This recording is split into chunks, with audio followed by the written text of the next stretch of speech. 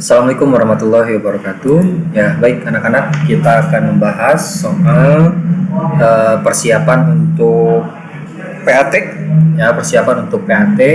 Mudah-mudahan dari soal ini ada pada saat nanti ujian.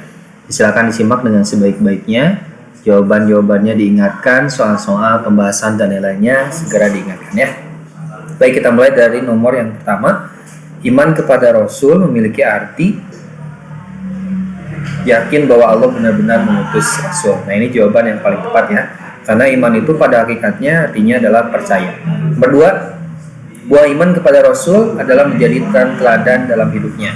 Kita tahu Nabi Muhammad itu adalah seorang uswatun hasanah, contoh yang baik sehingga harus dijadikan sebagai teladan. Nomor 3, yang bukan tugas Rasul di bawah ini adalah menipu manusia dengan mengatakan dirinya Tuhan. Anda belum mahir membaca Al-Quran, ingin segera bisa memberitakan ancaman dari jalan Allah SWT. Itu ya. Jadi nggak ada Rasul diutus untuk menipu umatnya. Nomor 4, iman pada Rasul harus diiringi dengan perbuatan mengikuti perintahnya. Nah, sudah jelas bukan sekedar yakin tapi harus diikuti dengan perintah-perintahnya. Nomor 5, wama atakumur rasul fahuduhu wama nahakum anhu pantahu. Nomor 5, nah, jawaban yang paling tepat adalah yang datang dari Rasul adalah benar, maka ikutilah. Nomor 6, di antara para Rasul memiliki keteguhan hati yang tinggi dan ketabahan luar biasa, disebut atau diberi gelar ulul azmi, yang jumlah nabinya itu 5, disingkat dengan mimin. Muhammad, Ibrahim, Isa, Musa, Nuh. Muhammad, Ibrahim, Musa, Isa, dan Nuh, mimin. Nomor 7, wa ma arsalnaka illa rahmatan lil alamin. Maksudnya adalah Nabi Muhammad diutus untuk menjadi rahmat bagi semesta alam. 8, para rasul harus menyampaikan wahyu yang diterima dari Allah, tidak mungkin mereka menyembunyikannya. Oleh karena itu mereka mustahil memiliki sifat kitman. Nah, kitman ini adalah lawan dari tabligh, menyampaikan dan menyembunyikan. 9, meskipun syariat yang dibawa para rasul berbeda, akan tetapi ajaran pokoknya sama, yaitu ajaran tauhid. Jadi meskipun berbeda-beda ya syariat yang bawanya, tapi tetap ajaran pokoknya adalah mengisahkan Allah, yaitu tauhid. 10, salah satu sifat wajib bagi Rasul adalah patonah, artinya cerdas. Bahwa ini ayat memerintahkan untuk berbakti pada orang tua ada dalam Quran surat Al-Isra surat ke-17 ayat yang ke-17. Kecuali ya, sisanya ini betul tentang berbakti pada orang tua, sementara Al-Isra 17 itu bukan. 12, kalau ada soal-soal panjang seperti ini maka langsung ke soalnya. Larangan berkata pada orang tua terdapat pada Quran surat yang mana nih? Apakah Al-Kahfi 65, Al-Isra 23 ya? Ini mohon maaf salah. 13, dalam Al-Quran surat Luqman ayat 15 dijelaskan hal berikut, yaitu ridho Allah itu terletak pada ridho kedua orang tua.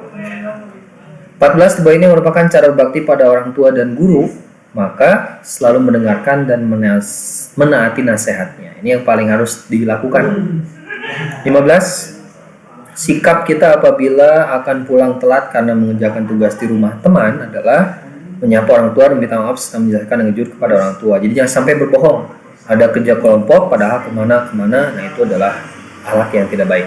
16, sikap yang baik pada orang tua adalah seperti di bawah ini, kecuali tidak suka terhadap teman dan saudara orang tua, nggak boleh ya. Teman orang tua, saudara orang tua harus kita sukai dan harus kita hormati. 17, di bawah ini yang paling berhak memandikan jenazah, maka siapa yang paling berhak adalah anggota keluarga yang paham aturan mengurus jenazah. Kalau ada keluarga pun kalau nggak paham ya jangan ya, karena berbahaya, karena ini urusannya adalah ibadah, ada tahapan-tahapan dan aturan tertentu.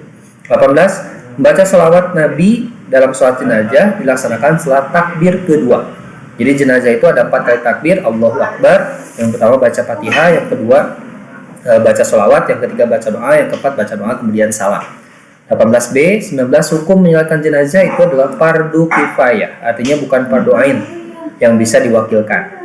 Di bawah ini yang tidak termasuk syarat jenazah yang dimandikan yaitu mati syahid. Nah, ya, mati syahid tidak perlu dimandikan. Jumlah takbir dalam satu jenazah ada 4. 21b, sebaiknya kain kafan digunakan untuk mengkafani jenazah berwarna putih, jangan pink ya, jangan abu-abu.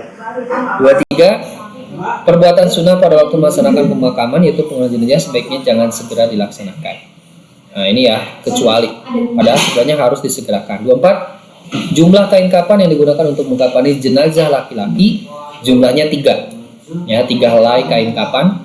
Kemudian tidak masuk rukun salat jenazah adalah mengangkat tangan ketika takbir, tidak termasuk rukun, tapi sunnah. Untuk jenazah perempuan, posisi imam pada waktu menyalakan jenazah adalah searah pinggang. Jadi kalau perempuan mayitnya, maka di searah pinggang. Makna utama dari takziah yaitu takziah itu berkunjung ya, menghibur orang-orang yang baru ditinggalkan kerabatnya. Kita datang bela sungkawa itu disebut dengan takziah. 28, jenazah yang boleh dimandikan oleh siapa saja adalah jenazah anak-anak. Ya.